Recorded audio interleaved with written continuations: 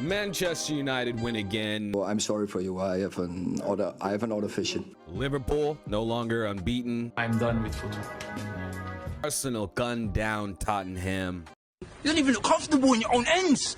Don't look comfortable. I'm around. Man City do Man City things after a wobbly start. Incredible. Sancho debut. Same type of things, and it just doesn't come off. But Sancho just came on and who's class from the beginning. Sometimes when you spend big money on players, you expect big things, and with Chelsea, not all the time that happens. It seems to be like the little signings that we make. We ain't spent massive on Jadon Sancho, and he actually looks the part. We look at players like Enzo and things like that. And Everton suck. Wow.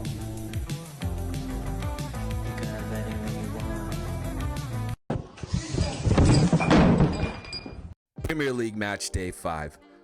Let's go. Well, fucking fuck! We can't beat this guy! We can't beat this guy! We're trying everything! All right. Let's get to the other screen here. So we're starting off with the Manchester United game. They won. They won. Ten Hag. Where are we at? Yeah, we'll start off with the Manchester United game. United finally get another win. Second win of the season. Now, it was against a team that may or may not go down, but it's kind of likely to go down in this current situation, in their current form. But nonetheless, a win is a win.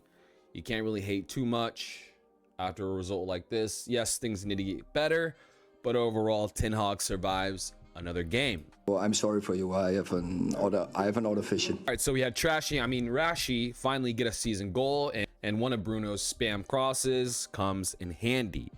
Overall, Southampton could have had it in the first 25 minutes. To be honest with you, they were dominating from the get-go, or at least you can say Manchester United was starting slow, but that's not a surprise. So we'll say that they were dominating from the get-go.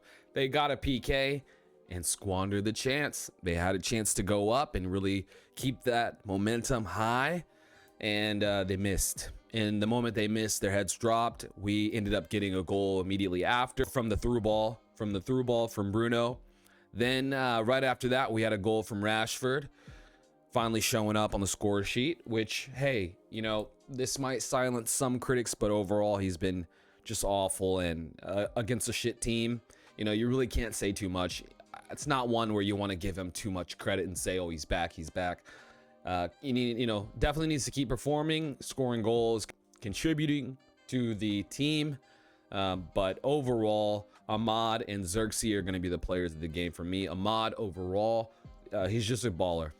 Should be in the team every single game that we possibly can. Of course, you got to rotate here and there, but we don't have that much depth to fill him in. Now, Garnacho coming on. I mean, I think, you know, there's talk about him wanting to be there's talk out there that people want him to start the game, but I think he's really a really solid asset as far as coming off the bench and being dynamic, fresh legs, full of energy, and a nuisance to any defender that's been playing 70 minutes plus. So good win at the end of the day. The Delict, he'll also silence some of those critics out there that don't think he's really there, but yeah, you really can't say too much based on this is a game that they really had to win, and overall a team that most likely could go down in the current situation, in the current way that they're playing.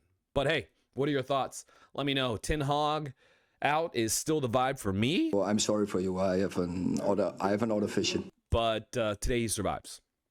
Liverpool no longer undefeated.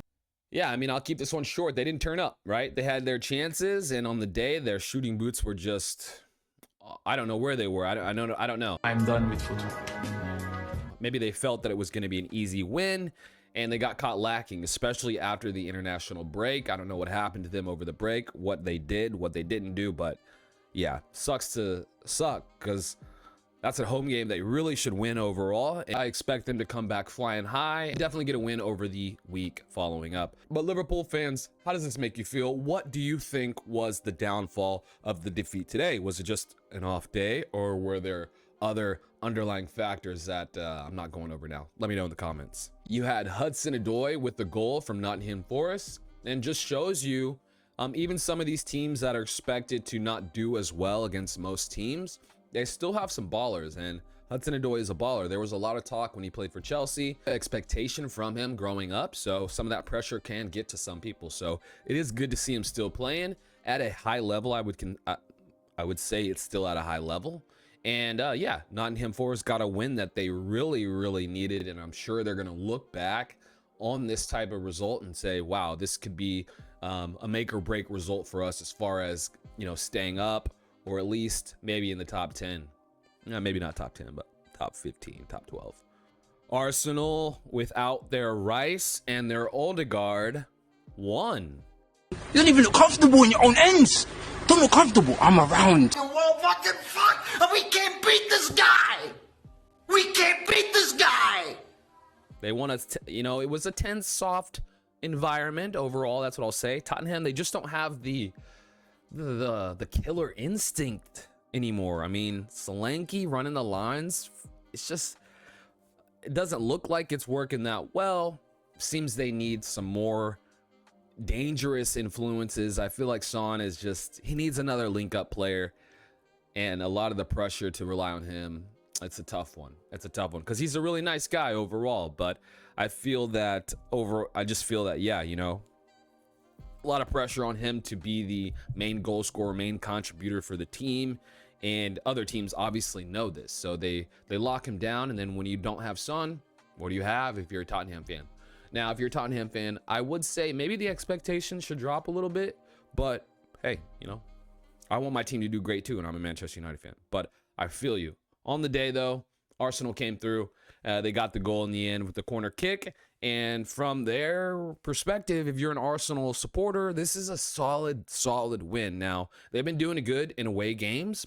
Yeah, to come out on top overall in this environment, away game, a lot of pressure because, of course, as an Arsenal supporter and our Arsenal fans, they want their team to be at the top. They're trying to compete with City, so you got to win these games, especially the tough ones, and especially the away games. So without two stars that a lot of people probably would have expected that, you know, they either tie or lose, they ended up hunkering down, getting the win. Now, did they have more possession this game? No, but again, they came in, and in an environment like this, you can't be mad. But yeah, let me know what you think, Arsenal supporters.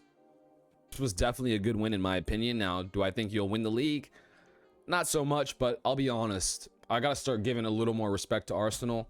They're starting to definitely be able to nick together these types of nitty-gritty wins when you expect them to either draw or lose. So that's what you want to see, a team trying to compete to win the title. Everton. Everton. Everton.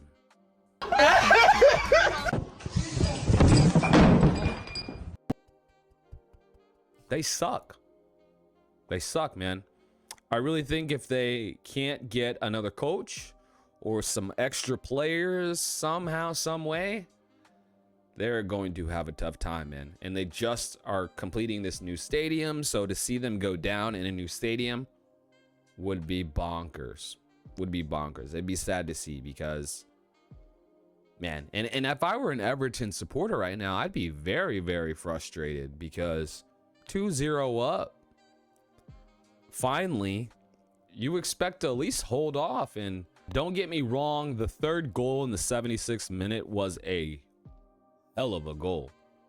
But man, Everton, they are lacking it all. Do you really think they will survive? Let me know. And on the other end, Aston Villa, another gritty win. They were down 2-0. You know, some might count them out, might not think they've got the firepower, but Emery over there, he seems to know what he's doing, and he is getting the job done. So good win for them.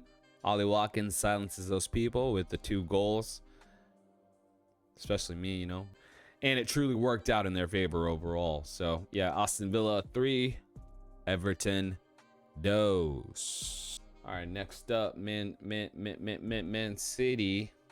I expect this one to be a little more than this as far as the end result, but Brentford set up strong. They came in, they didn't want to get, you know, ran over like most teams would when they come over there, And it did kind of start off with that early mistake. I mean, 22 seconds in. And yeah, Man City got punished. And then eventually they showed everyone why they are probably going to win again. They eventually, regained dominance throughout, dominated the rest of the game pretty much overall as far as the key opportunities in the game. Now, Brentford, they had their chances to tie it up, and they failed to get the job done. And that's those inches at the highest level, especially when you're a team that is kind of lacking that star power and elite scoring player level. So that's what happens. You know what I mean? You miss these key opportunities where Haaland, he's through in, he slots in and makes it look super easy. But Brentford should be happy about this result. I definitely think they're going to stay up this year. They still have a good structure within the team, and then their manager, I think he's a really quality manager. So I do want to see them stay up. But yeah, City keep rolling on, and they remain undefeated. Will anybody be able to stop them? I don't even know.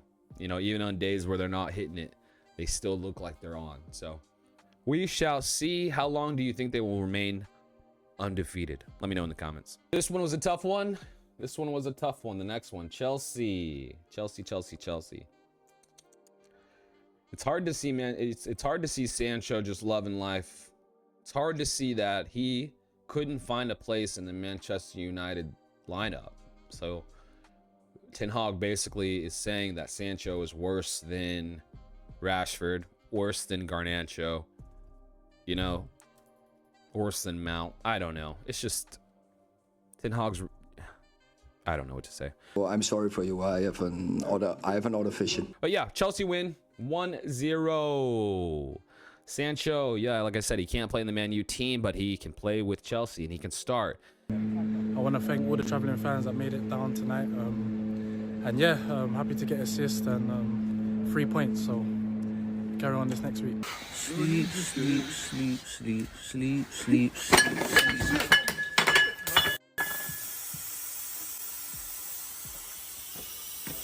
Yo, he died. Overall, it's absolutely incredible to me. Doesn't make any sense. Yeah, he assisted on the game winner. It looked like a solid player in there. Looked like the same Sancho we've been seeing, and I don't understand why we could not see that in a Manchester United uniform.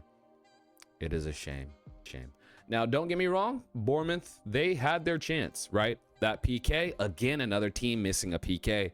Yeah, these free shots, they're becoming more and more crucial, especially at the highest level. Not only because you're up 1-0, but the momentum. Momentum is such a key component in such a key component in sports that, yeah, if you do not take a hold of it and you do not capture the momentum that you have when you have it, it's going to come back on you full force. And again, a team that's lacking that really killer instinct of a player in the attacking third. So Bournemouth, hey, I mean, at the end of the day, they're expected to lose this game, and they played well overall. Now, yes, Chelsea was the away team, but hey, is what it is. Chelsea get the win. Sancho, man of the match. As a Manchester United fan, this is annoying, but it is what it is. I hope to see him continue to do well. Yeah, and if I were a Chelsea supporter, not everything is 100%. I definitely think that they have so many attacking players that in some games, if they have a fully attacking minded front, like 5 or 6 players, if they are going against a team that's going to keep the ball, they may concede or they may have a hard time getting it back just based on the lack of defenders they have. But that's not gonna be against many opponents. Overall, Chelsea looks like a good squad, and if I were a Chelsea supporter, I'd be happy right now. I'd love the way my club is looking, at least from the players part. Now the rest of the games, of course, there's so many games to touch through. You can't watch them all. You had Fulham tie West Ham. Fair enough. Yeah, and then what do you know? West Ham, Danny Ings, man. Super sub, man. I always feel like he's a super sub. Came on, got the goal in the 95th minute, and Yeah, you love to see it. Leicester City versus Crystal Palace. Leicester City. People are sleeping on them, man. People are sleeping on them. They could possibly stay up if they can just nick some results here and there. Of course, this was going to be a game they really wanted to win. But, you know, Crystal Palace, they got the PK at the very end. Was a PK, and they were able to get the tie. So, good to see that happen. Overall, decent result for both teams. Either of them, they just wouldn't have wanted to lose overall. Brighton versus Ipswich Town. Boring game. Pretty stalemate. Chances here and there, but overall lacking the firepower on Brighton. They just weren't really on. But I'll be honest, I didn't really watch that game. So 0-0 in that game.